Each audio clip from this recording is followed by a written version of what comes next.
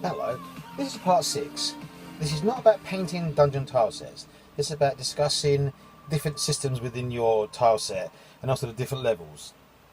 Here is a underground cabin set. I've only printed 2 pieces for the moment because I'm having a look at the style of it. And this tile was an STL file that was downloaded from printable scenery, 3D printable scenery. Right. Again, it's got the open lock. There's another piece that I painted. Again, it's been dry, a wet wash inside. That's why it's got all these dark pieces in it, which highlight the bits and pieces of the tunnel, and that's what it looks like.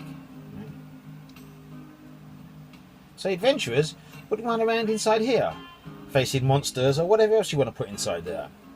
But that's just 2 pieces. Now I'm going to have to print more of these, but I'm not printing lots. Remember, a cabin is a small section. Right? Now you can use the same cabin tile set to print different sections. So your DM will have a set of pieces pre-clipped together, right, as say section 1. So as your adventurers enter the cavern, they see the first section. And then as they move further, more areas are revealed. And as more areas are revealed, he can add new pieces into it.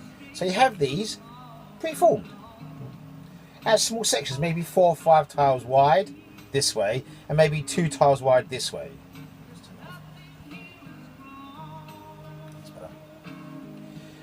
And maybe say 2 tiles wide this way, right? Which gives a nice small section, right, for your cabin. So as your adventurers move through it, they explore and find new areas. And your dungeon master or your DM will reveal new areas.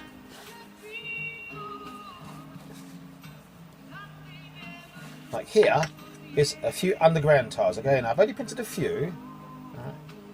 But here is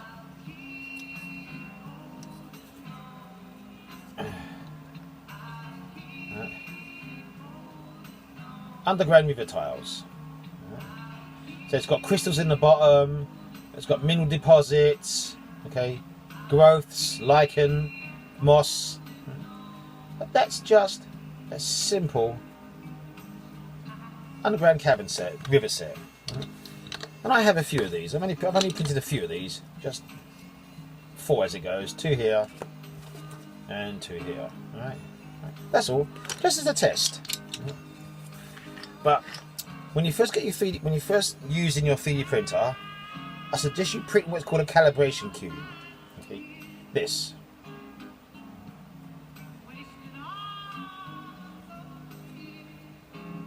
It's a small cube, right? Not very big, right? It's about 1 centimeter by 1 centimeter, and it's about ½ centimeter high, right? Or about 1/3 of an inch by about, I think, let's just say about what? I'd say about ½ an inch. Just a calibration cube to get the extrusion rate set, the layer adhesion set, and also the temperature of the filament comes at. So it's a nice solid cube. So it mustn't be spongy, right? Because that means you haven't extruded enough filament, right? You must not see lines in the layers, because that means you haven't had the filament hot enough so it hasn't stuck to each other. Because remember, it's plastic, and as each layer comes out, the filament at the nozzle is very, very hot.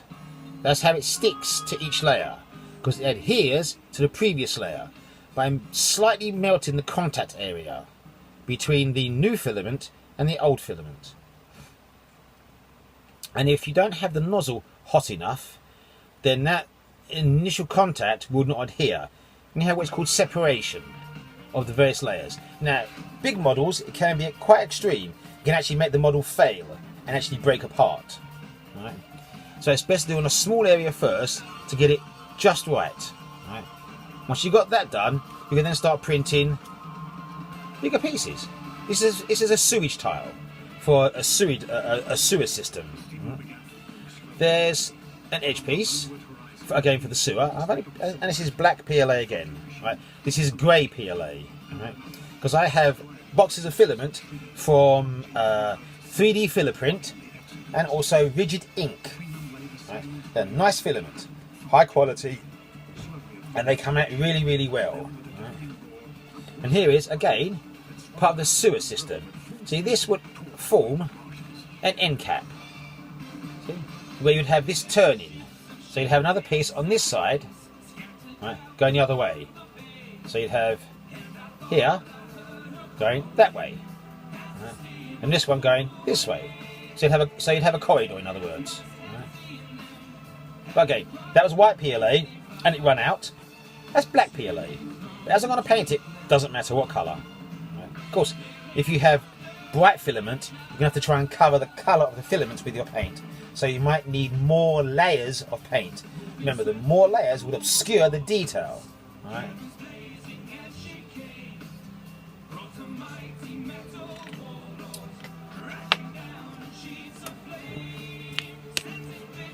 And this is a castle. In fact, the top part of the castle. There'll be a floor here and castle walls here. Right. And again, it's got the open lock. But I'm not going to use this, or the open lock pins, because this is 80% of the size. I'm going to use what is called rare earth magnets in these holes here. Right. So on the tiles, there would be a magnet which would click, right, like that, and adhere to the side.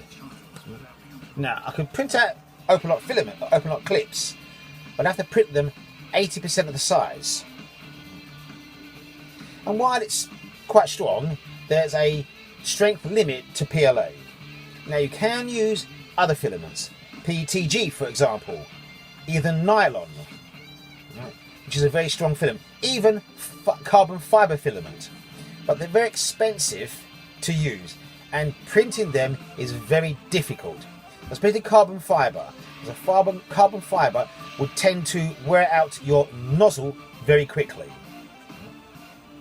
And same with PETG. That's again a very difficult filament to print unless you get the temperatures just right, the heated print bed just right, and the extrusion rate just right. You have to get it just perfect for PETG to be really, really good. Right?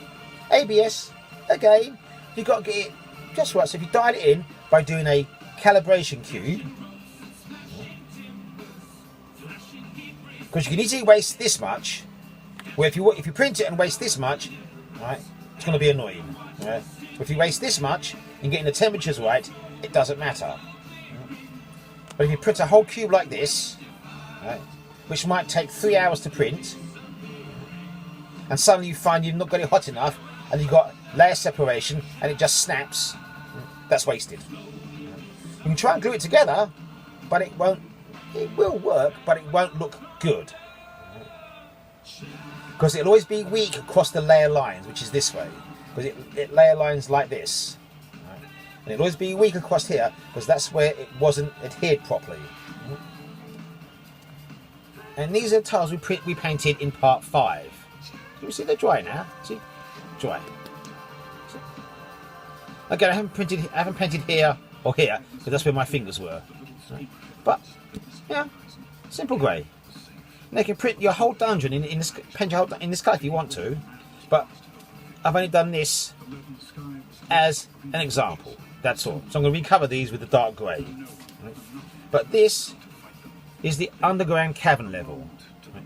This is a colour scheme I'm using for this because it's different from the normal dungeon set.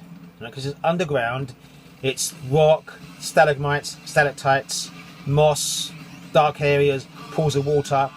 In here, I'm going to use either a clear nail varnish to put pools of liquid here, which might be pools of water or leaks from the ceiling or whatever, but just nail varnish. Right? And then I'll cover it with a clear coat, right, to protect the paint from getting scratched.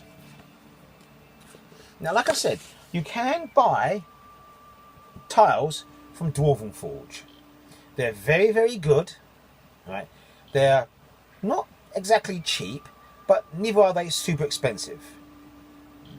And they're made out of a PVC material, right, called Dwarvenite. and they're very strong and very good. Right? Now you can either have them delivered to you in what is called dungeon grey, almost black, but they call it dungeon grey, or you can have them delivered to you pre-painted. This is not from Dwarven Forge, this is one I printed. But that's the size it would be. Compared to the size that I'm 3D printing, and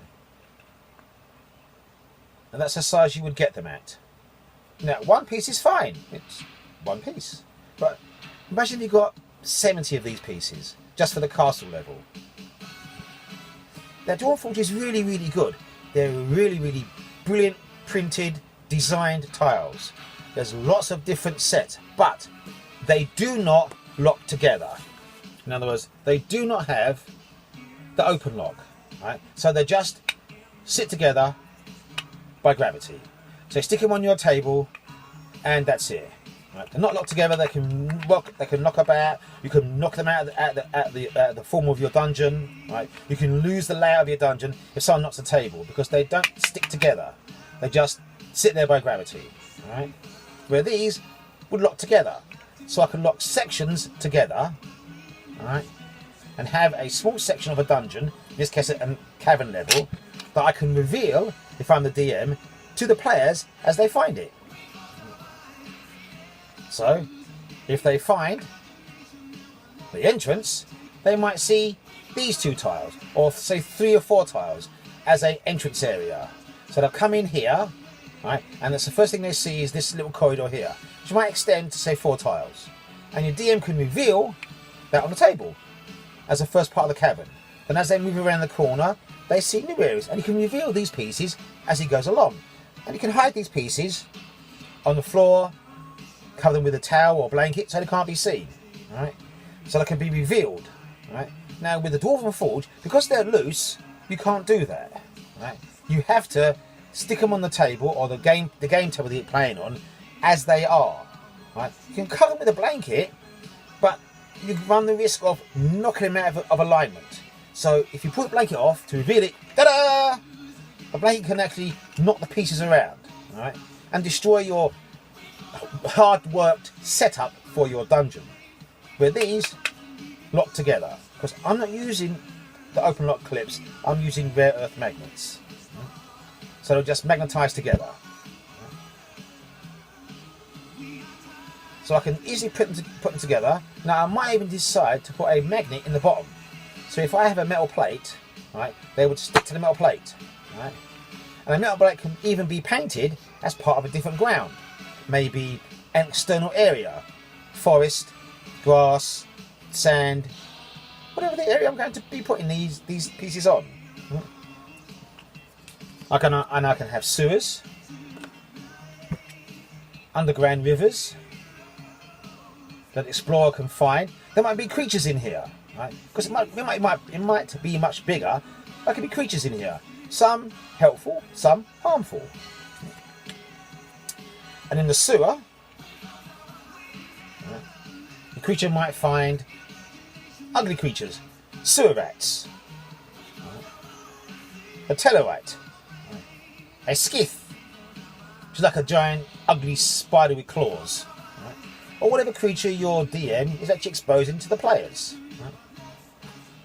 Or if you find a castle, it might hold a damsel in distress, a princess, but you have to rescue her. You might have to fight a giant dragon, or a wizard, or whatever. Therefore, getting your players artifacts, whatever that artifact is. But this, in the first instance, is a calibration cube. It's what I printed in the very beginning to get the PLA at the right temperature. If you're going to start using your printer, print calibration cube. But print one on each corner of your printer. Then measure it with a measuring device. That way you'll know if your print bed is level. If they measure the same, then your print bed is nice and level. If they're different, only a very small amount, it's okay. But if it shows a large difference between different cubes, like if this one says 5mm and the one at the back says 4mm, then there's a 1mm difference in your print bed. It's like this. Right? So you need to level it. Right? And the same with this direction as well. So 4 cubes, right? And even one in the centre, right? Because sometimes the print bed is bowed. Right? So the more level your bed is, the better the calibration cube and the better your prints.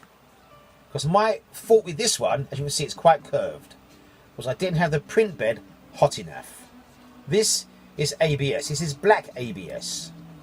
It is very, very strong, and I'll show you. It is almost impossible to break. But I didn't have the print bed hot enough, and we got some serious curl, as you can see from the shape. It's quite curled. Because we have, and ABS is very difficult to get stuck properly, and it does have a nasty habit of the larger pieces from curling at the edges. You have to be very careful about that. That's one of the issues. PLA, not so much, because the print bed can be cold if you want. But if you're going to print on a heated print bed, I suggest you make the print bed about 40 degrees. So it's not very hot, just slightly warmer than a human body. Alright? But so that it adheres to the print bed properly, and you get a nice flat surface on the bottom as well as the top. So it shows that my print bed, right, was nice and level. And also check the vertical alignment. If the print, the layers, if you have curling here, then it's too hot, right, and the filament is squidging. If it doesn't stick at the edges here, you know it's too cold. Right? Here it was just right. Right? The first layer was a little bit iffy, right, until I turn the temperature up, then it started to be just right. And that's what you have to do when you want to print your dungeon, because you're going to print lots of these, and if you waste half your filament pack on making mistakes, you have to buy some more. So it's far better if you print a calibration cube or calibration cubes, 5 of these cubes, one in each corner and one in the centre, to make sure your bed is nice and level. Then measure each one, and so number it and then measure each one, so you know one's from the back, so it's back right, back left, front right, front left, centre, and then measure them.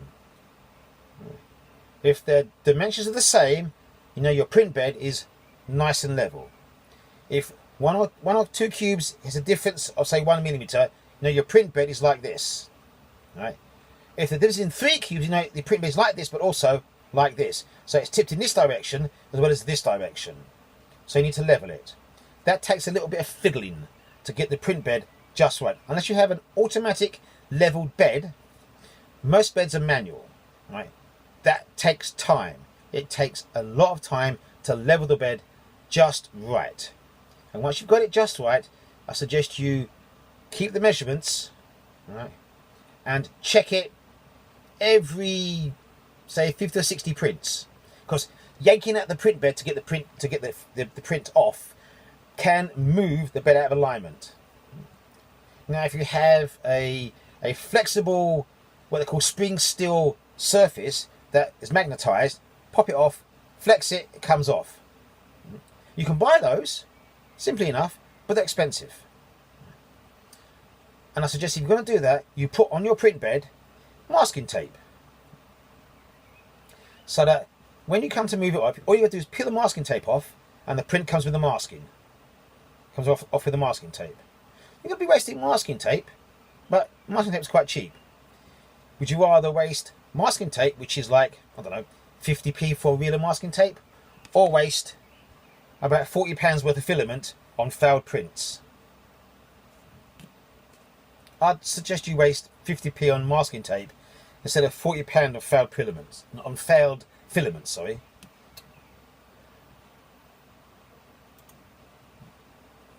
So that's my iMac stopped for a second, so I'm ignoring it. And calibration cube, so that you can print full size 80%, or you can even print it smaller. It's up to you, but that's a full size print.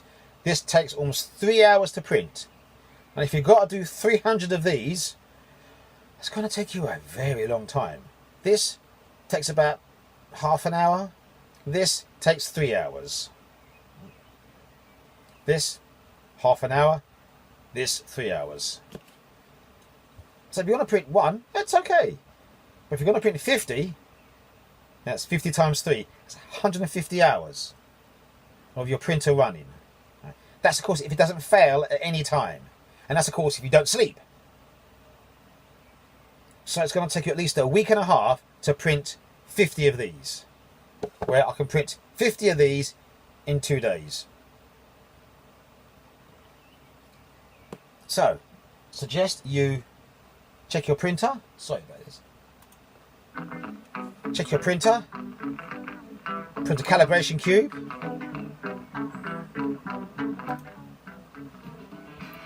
Print a calibration cube. Make sure it's perfectly leveled. And make sure you've got the temperature right. Measure each one so that they're of the same height. If there's difference, level it. Get the temperature just right. Then you'll have happy printing of your tile set. And with all the nice details that you can get from a well-calibrated printer. If you have stuff like this, where it's curved, it makes playing your dungeon difficult, because this thing spins on a flat surface, because it's curved, because this wasn't hot enough. Have fun printing, enjoy yourself. This is the last video of my set of painting dungeon tiles.